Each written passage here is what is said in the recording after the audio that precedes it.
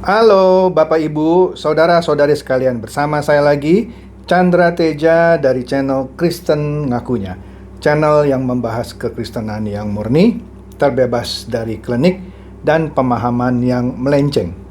Bagi Anda yang belum subscribe channel saya, silakan subscribe channel saya, tekan loncengnya agar Anda dapat notifikasi setiap kali saya mengupload video-video saya.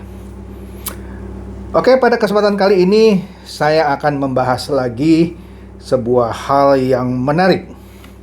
Yang tentunya ketika saya sampaikan ini akan banyak orang Kristen yang tidak suka mendengarkan kebenaran ini. Kenapa? Karena mereka sudah bertahun-tahun mendengarkan pengajaran yang meleset, kalau tidak mau disebut salah. Malah ketika mereka mendengar ini, kebanyakan dari mereka akan bilang, sayalah yang sesat. Tapi bagi Anda yang tertarik, silakan dengar. Ya, bagi Anda yang mau membuka pikiran Anda, mau mendengarkan sesuatu yang benar, lanjutkan. Kuncinya satu, Anda nilai saja, apakah dengan memberitakan ini saya mengambil keuntungan dari Anda? Apakah saya mengambil uang Anda? Ya, kalau tidak, bagaimana Anda bisa bilang saya mau mengambil keuntungan dari Anda? Oke, justru saya mau memberitahukan kebenaran tanpa mengharapkan keuntungan. Oke deh, langsung aja deh ya. Kekristenan awalnya itu diberitakan dengan suatu pemberitaan yang pastinya memberitakan bahwa kalau Anda jadi orang Kristen, percaya saja Anda masuk surga. Dan sudah pernah saya bahas berkali-kali juga ya, enggak 100% seperti itulah ya. Kebanyakan ayat yang dipakai adalah Yohanes 3 ayat 16. Barang siapa yang percaya tidak akan binasa. Jadi syaratnya percaya saja gitu ya.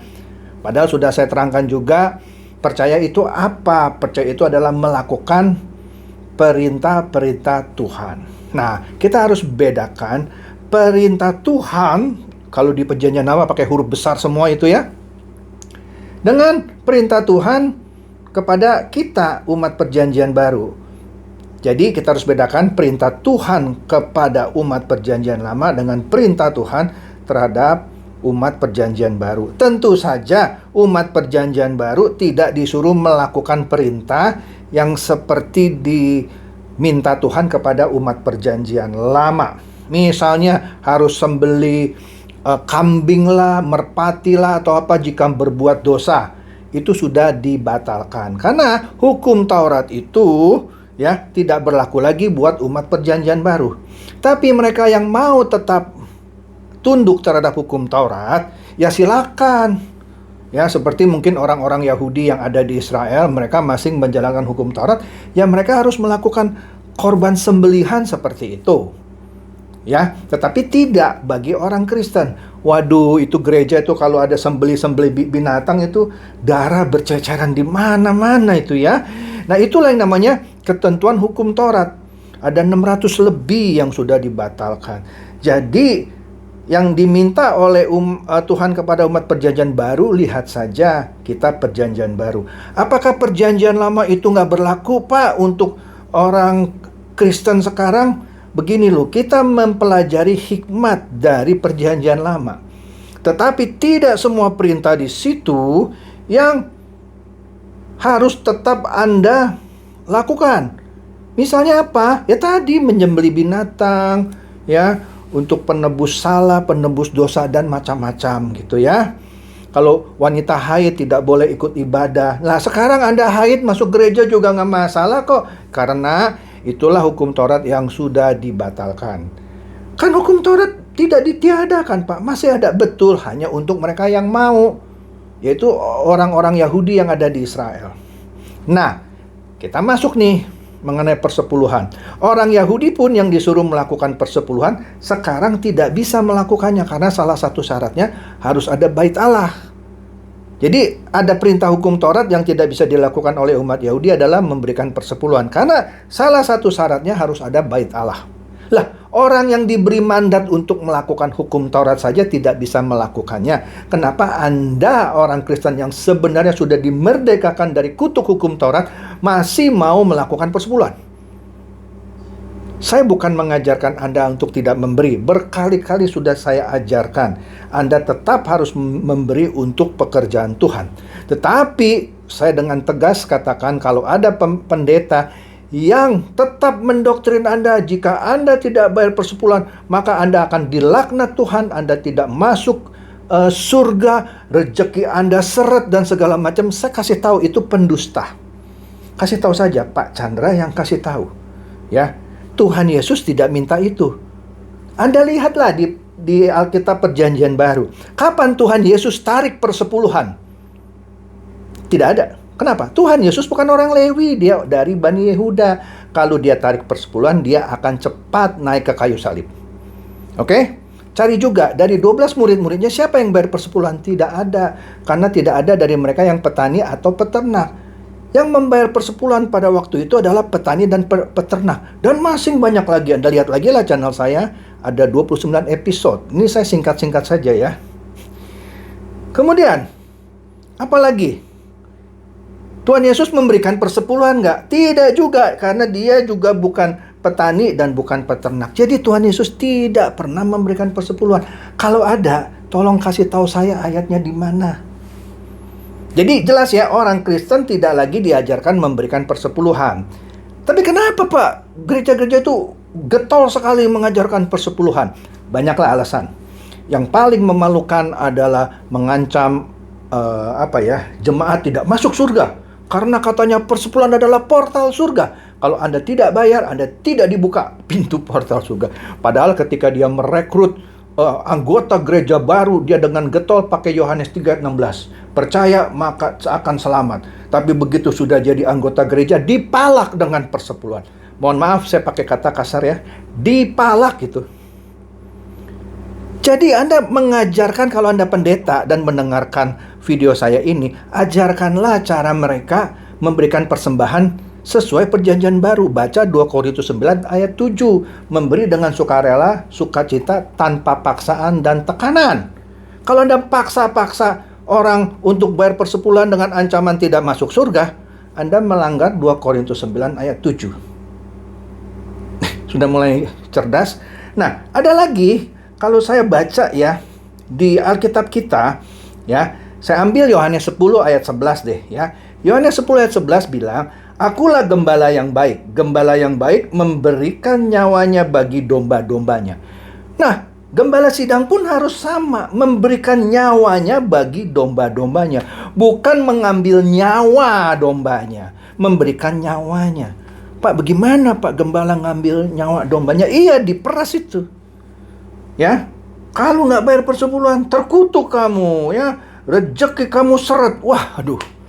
Berapa banyak di antara Anda masih sering mendengarkan itu? Saya kasih tahu itu nggak benar gitu. Nah, Tuhan Yesus juga adalah firman-Nya kalau kita lihat ya. Di 1 Petrus 5 ayat 2 dan 3. Di sini ayatnya bilang, "Gembalakanlah kawanan domba Allah yang ada padamu." Ini untuk gembala sidang ya. "Jangan dengan paksa, tetapi dengan sukarela sesuai dengan kehendak Allah. Dan jangan karena mau mencari keuntungan, tetapi dengan pengabdian diri." Ya. Nah, di sini ayatnya bilang Anda sebagai gembala harus mengabdikan diri ya. Jangan karena mau mencari keuntungan. Pak, memang bisa gembala mencari keuntungan dari dombanya? Bisa. Apa? Dicukurin itu tuh bulu-bulunya yang lebat. Ya, saya ngomong agak vulgar nih ya. Karena dia mau mencari keuntungan dari domba. Harusnya dia memberikan nyawa bagi dombanya, dia ngambil keuntungan.